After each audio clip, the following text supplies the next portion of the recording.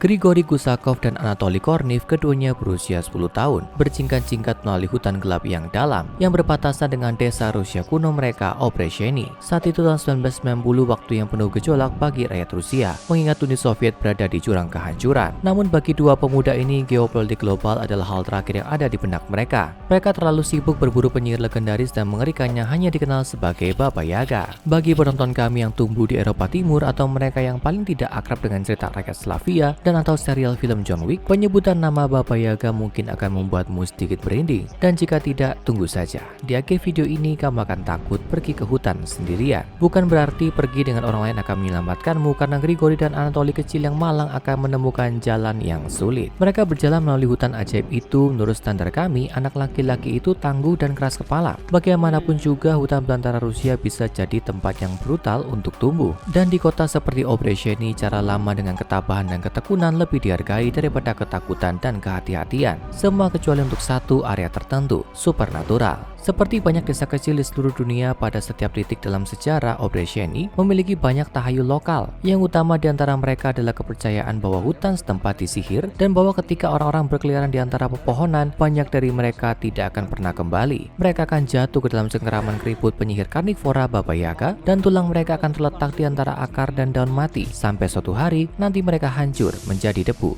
Hari mulai gelap di luar, udara terasa dingin dan tebal ketika kedua anak laki-laki itu pertama kali berangkat. Itu bertujuan untuk membuktikan keberanian mereka di antara anak-anak lokal lainnya. Mereka tidak takut pada Baba Yaga, penyihir tua di hutan hanyalah dongeng yang dimaksudkan untuk menakut-nakuti anak-anak, dan mereka bukan anak-anak lagi. Meskipun mereka tidak akan pernah hidup untuk menjadi laki-laki. Itu tidak lama sebelum mereka berada di luar titik tidak bisa kembali. Jalan keluar yang mana dan jalan mana yang lebih jauh masuk itu hampir tidak penting lagi, karena burung-burung bangkai menggaung jauh di atas. Keberanian yang menempatkan mereka di sini mulai goyah sekarang, tapi tidak ada yang berani menunjukkannya. Mereka lebih suka berada dalam bahaya besar daripada menunjukkan rasa takut di depan satu sama lain. Apakah ada sesuatu yang bergerak dalam bayangan yang jauh? Sosok manusia yang kurus, kacau, tidak mungkin terlihat kecuali cahaya redup matanya di kegelapan yang semakin pekat. Mereka tidak bisa membedakan mana yang nyata dan apa yang ada dalam pikiran mereka yang mempermainkan mereka. Bisikan serak keluar melalui pepohonan rapuh di saat-saat berikutnya. Itu adalah suara kuno, suara yang bergema dalam mimpi buruk dari generasi ke generasi. Suara yang telah melihat berabad-abad. Itu berbicara dalam dialek Rusia yang lebih tua daripada yang bisa dipahami salah satu dari anak laki-laki itu. Tapi entah bagaimana, inti dari pesannya masih terlihat jelas di hati dan pikiran mereka.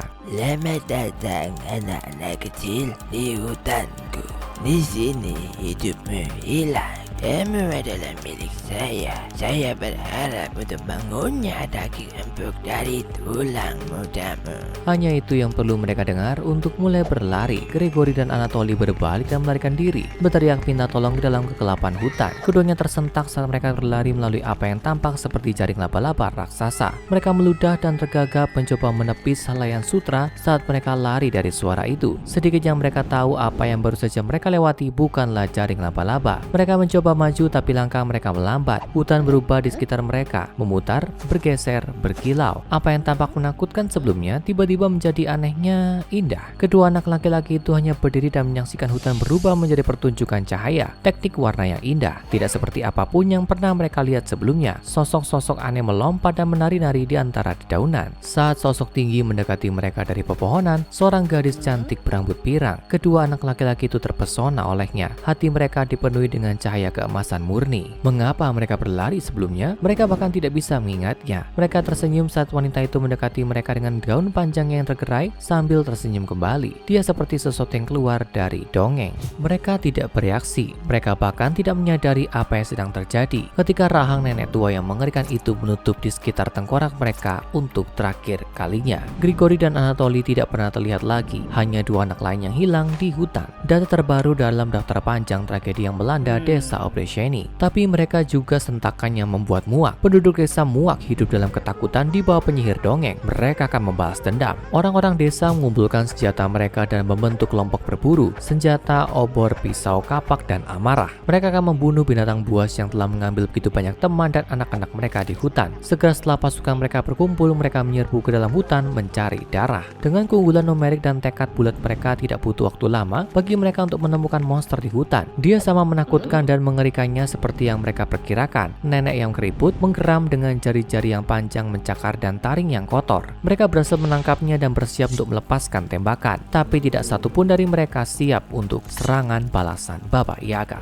Dia bergerak seperti daun di angin kencang, cepat dan mudah. Orang-orang yang membuat kesalahan dengan terlalu dekat dengannya dengan pisau dan kapak merasakan kemarahannya yang mengerikan. Dia merobek mereka dengan cakar seperti besi, menancapkan taringnya ke dalam daging mereka, diangkat dan dilempar seperti boneka kain. Bagaimana dia bisa begitu cepat dan begitu kuat? Para pria ketakutan. Ini bukan wanita biasa. Itu adalah monster sejati menjadi wujud manusia. Pada saat makhluk itu akhirnya lumpuh, dia telah terkena banyak peluru dan serangan. Bagaimana makhluk ini bisa bertahan dari serangan seperti itu tidak terbayangkan. Beberapa anggota kelompok berburu sudah mati pada saat itu. Yang lain telah dikuasai oleh suatu bentuk kegilaan yang aneh. Beberapa dari mereka sering cekikikan atau berbicara omong kosong. Orang lain telah dibuat sepenuhnya katatonik oleh pengalaman itu. Jelas bahwa penyihir itu memiliki kekuatan di luar pemahaman mereka. Mereka harus mengembalikannya ke desa dan menghancurkannya secepat mungkin. Monster itu diikat dan diseret kembali ke Operationi. Setelah melihat bagaimana itu menyihir beberapa pria, mereka menghindari kontak langsung bila memungkinkan. Mereka akan melakukan segala yang mereka bisa untuk melihat keadilan ditegakkan. Tentu saja tidak akan ada proses hukum untuk Baba Yaga. Kekerasan yang meletus di hutan lebih dari cukup bukti untuk membenarkan hukuman mati langsung dari binatang itu. Pendeta setempat memberikan doa meskipun dia mengatakan bahwa dia yakin monster ini adalah ciptaan dan pelayan iblis. Dan eksekusi dimulai. Seorang penduduk setempat menggunakan pedang yang diberkati yang diurapi dengan air suci untuk memenggal kepala Baba Yaga. Tubuhnya ditembak beberapa kali dan akhirnya disiram bensin dan dibakar. Jenazah dimakamkan di luar batas desa. Berharap kejahatan Baba Yaga tidak akan terus menghantui kota mereka bahkan dalam kematian. Desa-desa terpencil di padang rumput Rusia tidak terkenal karena komunikasi mereka dengan orang luar, terutama pada tahun 1990 ketika Uni Soviet masih memegang kendali dan internet masih dalam masa pertumbuhan. Butuh beberapa minggu untuk berita tentang sebuah desa yang menangkap yang disebut penyihir lokal untuk mencapai organisasi SCP. Setelah mempelajari dengan cermat catatan kehilangan yang aneh di daerah itu, mereka mengirim satu detasemen agen lapangan untuk menyelidiki dan mungkin melakukan beberapa wawancara dengan penduduk setempat. Mereka tidak tahu bahwa tidak akan ada yang tersisa pada saat mereka tiba. Ketika agen lapangan mencapai Operationi, itu sudah menjadi kota hantu. Tidak ada satupun yang selamat yang ditemukan, hanya bukti pembantaian baru. Mayat kering ditemukan di beberapa rumah desa, di tempat lain hanya bagian tubuh. Sebuah lubang di tanah di sebelah desa tampaknya menunjukkan bukti makhluk bawah tanah mencakar untuk kembali ke atas. Apapun makhluk ini, jelas dia akan berangkat kembali dari bumi dan melakukan pembalasan berdarah terhadap mereka yang menguburnya. Jejak darah dari beberapa mayat yang mengarah kembali ke hutan memperjelas kemana makhluk itu melarikan diri setelah membantai seluruh desa. Mengingat peningkatan mendadak dalam keparahan situasi, gugus tugas taktis Epsilon 6 alias The Village Idiots dibawa untuk menangkap penyihir buronan. Tapi seperti orang idiot desa yang datang sebelum mereka, GTT ini tidak tahu apa yang mereka hadapi. Mereka memasuki hutan di luar Operationi dengan taktik dan persenjataannya unggul dibanding penduduk desa, dengan perintah untuk menahan makhluk itu dengan segala cara. Mereka tidak tahu persis apa yang mereka cari dalam kegelapan di antara pepohonan. Tapi ketika operasi pertama melihat nenek tua yang kacau itu, mereka hampir secara refleks mengendurkan kewaspadaan mereka. Untuk beberapa Village Idiots ini akan menjadi kesalahan terakhir yang pernah mereka buat. Beberapa operator mulai merasa aneh. Sama seperti Grigori, Anatoly dan beberapa anggota kelompok berburu, mereka mulai melihat hutan berubah dan bergeser di sekitar mereka. Mereka terkikik melihat semua warna yang aneh dan menghela nafas merasakan ketenangan dan euforia yang luar biasa. Sejujurnya itu yang terbaik yang pernah mereka rasakan selama bertahun-tahun. Mungkin mereka salah berburu penyihir di sini. Mungkin anomali sebenarnya di sini adalah hutan Rusia yang membuatmu merasa luar biasa saat melangkah masuk. Sementara agen-agen yang terkena dampak tertawa terbahak-bahak di tanah ala-ala kecil mereka sendiri, Baba Yaga membawa rasa sakit. Dengan kecepatan, kekuatan, dan keganasan yang sama yang mengejutkan tim berburu beberapa minggu sebelumnya, penyihir itu merobek GTT Epsilon 6, merobek baju besi taktis yang mengeras dengan cakar dan giginya yang panjang. Dia terkena tembakan demi tembakan,